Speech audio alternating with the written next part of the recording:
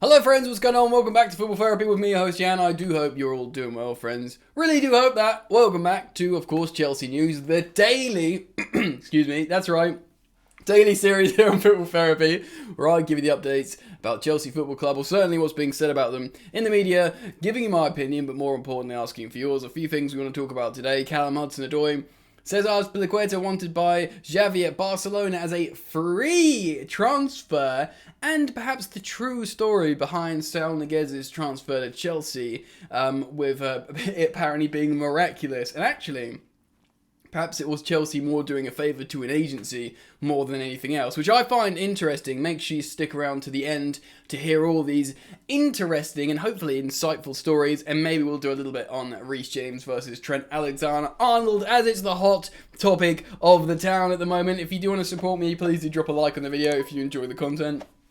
If you don't, drop a dislike. Just interactions are good. And feel free to subscribe, those of you who are new to the channel. And to those of you who are subscribing now, or indeed are already subscribed, I'll remind and urge you all to make sure the bell notifications icon is clicked, because it's important to get notified this daily Chelsea news. You switch it on, you listen to me talk, hopefully clearly, giving you the updates. Why wouldn't you want that every day? Bell notifications icon, ladies and gentlemen. Let's start off with Callum Hudson-Odoi. Back at training at Cobham, which many Chelsea fans preference and like the fact how he rejected the chance to get called up to England's under-21s. Now, that sparked its own debate on whether he should have gone or not, and I, like many people, mostly Chelsea fans, understand why he's not gone to the under-21s. He's already made his England senior debut, I think years before the likes of Jadon Sancho. Maybe when he was like 17 or 18, so 3 years ago maybe, he got that first England call-up to the senior team. And now, years later, when, he's won the Champions League, he's on a big contract, he gets called up to the under-21s. I understand it personally. I don't, But Gareth Southgate's come out, and when he commented on the fact how Conor Gallagher got called up to the England senior team for the first time, he made some very pointed comments of, well, he's at the under-21s, he's doing well, and it's very easy to make that call up and transition to the first team. I think, personally, that's a bit of a veiled dig at Callum Hudson-Odoi, because that was a talking point that Gareth Southgate himself had to address a few times. So I think he's saying, look, if you're at the under-21s, straight over, mate, when we need people, and we needed people. And, not only is it an opportunity to come over, it's also an opportunity for us to keep an eye on you and how you're doing with the under-21s. But focusing on his Chelsea games important at the moment, because Callum Hudson-Odoi is been in contention. He's got a lot of starts for Thomas Tuchel of late. And he will be thinking, while Werner's injured, while perhaps Pulisic's in and out, while Ziyech is out of form, this is my opportunity to imprint myself on the team. And Callum Hudson-Odoi knows the value of being at Cobham and training with Tuchel to be selected. All we need to do is look at Marcus Alonso at the beginning of the season, because he was training in the summer with Tuchel while Chilwell was away. What happened? He took his place. Callum Hudson-Odoi will probably be thinking something similar, like, if I'm here training, I have a chance to start for Chelsea. And if I'm starting for Chelsea, Gareth Southgate has to consider me as a starter. I mean, if he's starting for Chelsea, who are top of the Premier League, you think maybe he'd jump the queues ahead of the likes of Emile Smith-Rowe, who of course is playing well, but there has to be that sense of champions of Europe, top of the Premier League, playing well, you get picked for England. Simple as. It just has to be that. So that's a little bit on Callum Hudson-Odoi. I do want to talk about this information on Saul Niguez, because he came to Chelsea. We were like, oh, we need this fourth choice rotational elite midfielder. We all know who Saul is. Granted, he's been out of form and out of position for a while, but he's high profile and he's still a good age. Seemed like a great signing. It seemed like his style of play could suit us. And also, Thomas Tuchel actually came out and said at a press conference, this is a player that I've been, quote, fighting for years. In previous clubs, he's wanted Saul. So it makes you think, wow, okay, Thomas Tuchel's got his man. Turns out that's not the case. He did not request this player, if we are to believe reports. I'm going to read you a little quote here off Sport Witness. Saúl was not included in Tuchel's sporting plans this season, but the Blues went ahead and signed him as a, quote, favour to the player's agents. Interesting, let's read on. The player is managed by ICM Stellar Sports, with Jonathan Barnett heading the agency, who has close ties with several English clubs. In order to fulfill Saúl's desire to leave the La Liga winners, his agents surveyed and, quote, their trusted clubs and achieved this miraculous transfer. So, interesting, that's Chelsea doing a favour to the agency by bringing him in and giving him an exit strategy from Atletico Madrid. I guess maybe they didn't make him too many promises about playing time because they were doing them a favour. Probably, and reportedly, the only promise they made the Spanish midfielder is they'll train him as a midfielder.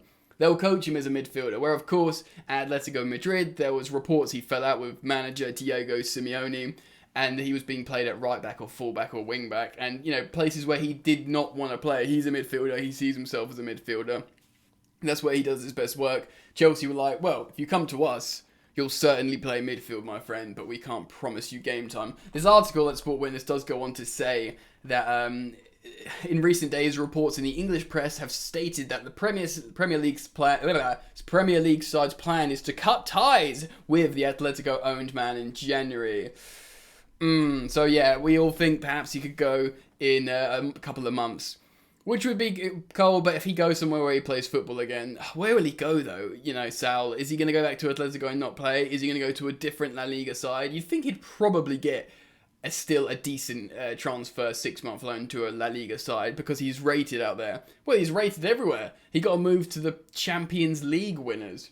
So you think somewhere he'd go somewhere to play. There are very few Chelsea fans out there that still think, he can do something for us this season. There's so many competitions, there's so many games left, there's potential injuries, but do you want to rely on him? Probably not. Personally, and this has nothing to do with his quality or, lack of quality or whatever you think about him. I just don't think he's integrated enough. I'd much prefer Barkley playing in the midfield, double to Ruben Loftus-Cheek. Trevor Chalobah's played in there before, and to be honest, I genuinely feel safer with Trevor Chalobah playing in there. Now, Saúl's got, loads of world-class quality or whatever, but Trevor Chalobah knows the English game, the high press and physicality. He's played a little bit in midfield under Thomas Tuchel. I'd prefer him. Heck, I'd probably prefer Reece James in there. Of course, played in midfield for England again last night and has done a tiny bit for Thomas Tuchel before, so Saúl out maybe. I think that's probably the situation now.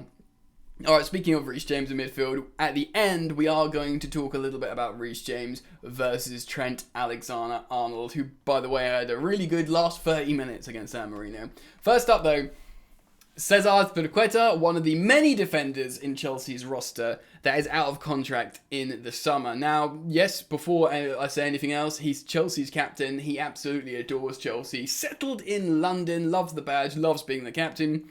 And you would imagine he would probably sign anything Chelsea put in front of him. But the story is that Xavi, the new Barcelona manager, of course, ex-player, current legend, he will remain a legend. He wants Cesar Azpilicueta as a free transfer in the summer for Barcelona. Makes a lot of sense. Sorry, there's like a chainsaw that started outside. I can only apologise for that if you can hear it. Kind of makes sense that, back in the Spanish side, Spanish football media and Spanish football fans are sort of taking... he's just won the Champions League, captaining a side in the Champions League. So there is that. There is that, of course. That keeps the sort of European footballing eye on Cesar Azpilicueta. But the fact how he's starting for Spain again under Luis Enrique... And he's only 32, and the fact how he keeps himself so fit, and he's like a proper professional in terms of, how he applies himself on and off the pitch. That is very alluring, and you think Cesar Azpilicueta can play at the highest level for another 2 years, especially maybe in like La Liga for Barcelona, a dominant side. So you can understand why Xavi's looking at that and he's thinking, yes please, free transfer, we are in financial disarray as a club. Bring in Chelsea's captain who's just won the Champions League on a free transfer. That sounds very good. And although, like I said at the beginning of this segment, Cesar Azpilicueta loves Chelsea, there might be a little part of him that thinks, they'll give me probably an extra year or two than Chelsea would in terms of playing first team football. It's my homeland, Spain, and I do quite like the idea of playing for Barcelona before I retire. I've just won everything with Chelsea. Has he won everything with Chelsea? Yeah, he's won everything with Chelsea now, Cesar. So, and he's captain to the Champions League, so it's literally the pinnacle. maybe go win a couple of La Ligas or try. You can understand how that would potentially be alluring to him, and they'd probably put him on a massive wage packet. Again, money talks. They'd definitely give him more money than Chelsea would offer. They just would. Chelsea would give him 12-month extensions with, on like a solid wage, but they'd probably give him free transfer, high money for a quite high-profile player. Now, this is all speculative, of course. I don't want people to go away thinking Azpilicueta is going to Barcelona. I'm just playing devil's advocate here and talking about how it could make sense for him to go. And if he does go, it would be sad. Chelsea fans would be sad. But it wouldn't be like a Greek tragedy sad. It would be like, fair enough. We've got, play Trevor Chalobah can come in and play there. We've got, he's been playing wing-back a lot as well. Reece James can play wing-back. But I want him to stay personally, of course. But it's an interesting story. And when you talk about it from that perspective of how it might intrigue Chelsea's captain, I find it quite interesting. So let's finish and talk about the hot topic at the moment. Trent Alexander-Arnold versus Reece James in the England setup. Both are in scintillating form for clubs. Different in profile. Okay, they're similar in both have excellent delivery. Trent probably has a little bit better because he can make that amazing inside diagonal pass every time, which is amazing. They both can cross well. And then Trent's got that maybe, Reece is meant to be good at free kicks, but Trent is repeatedly demonstrating his magisterial level of free kicks. But one glaring issue is physicality and defensive ability. So you could argue offensively, the thing is Reece James scores a lot of goals in open play, like volleys. So he does have goal scoring threat as well. So, but you might say offensively Trent's better just because he has that constant creative. He's better creatively, probably. That's what you want to say. Goal scoring, maybe Reece maybe. Creatively, probably Trent is better. But in terms of playing your role as a fullback or a wingback in a conventional sense, being able to track runners, being able to tackle, being able to hold up the ball and be strong, Reece James wins every single time. Every single time. Remember with Gareth Southgate tried to put Trent Alexander-Arnold into midfield and it was like a meme in terms of how much of a shocking failure it was as an experiment. He's since put Reece James into midfield twice and been completely comfortable with it. The fact how he started Reece James in a must-win game and then started Trent Alexander-Arnold in the San Marino game when we'd already qualified basically is pretty telling. I don't want to be one of these Chelsea fans that disregards Trent Alexander-Arnold. He is incredible. He can run a game at right back for Liverpool. But the important caveat there is, for Liverpool, they play in such a way where they have real functional midfielders that often they can compensate for him to do that. It's a systemic Jurgen Klopp style of play that allows him to do these offensive things. If he drops into another team, even like a team like Chelsea or even like Man City, I know they invert their fullbacks a little bit, certain teams, it would leave them really vulnerable. And often for Liverpool, they're left vulnerable if you get in behind Trent. He's an amazing player. I'm not about slandering him. It's largely systemic, this issue, and it's largely player profile. Nothing really to do with quality, it's profile. And that's what modern football is. You can have these type of fullbacks that play in this type of way, but to drop a fullback into the England setup, where you don't train all year round with these weird niche tactics, and you expect him to play like a conventional right back that can defend, etc., etc., for me, it's Reece James every single time. And hopefully, Liverpool fans could understand my working here, and I'd be very keen to hear, a response to that, to think I'm right or wrong. It's just an opinion, of course. And yes, I'm biased because I'm a Chelsea fan, but I think there's undeniable factors there. Anyway, guys, let me know what you think. If you've enjoyed this content today that I've brought you, please do consider dropping a like on the video. It means a lot. Or feel free to dislike it. But the interactions are helpful, and I'd urge you all to comment, and of course, subscribe if you're new. And if you do choose to, please do press all notifications turned on the bell to make sure you actually get notified, because sometimes it doesn't work. And same to you guys who are subscribed, make sure all notifications are turned on if you want the content first. Friends, thank you so much for joining me today here on Football Therapy. I look forward to seeing you tomorrow. Enjoy the football, and I'll see you later.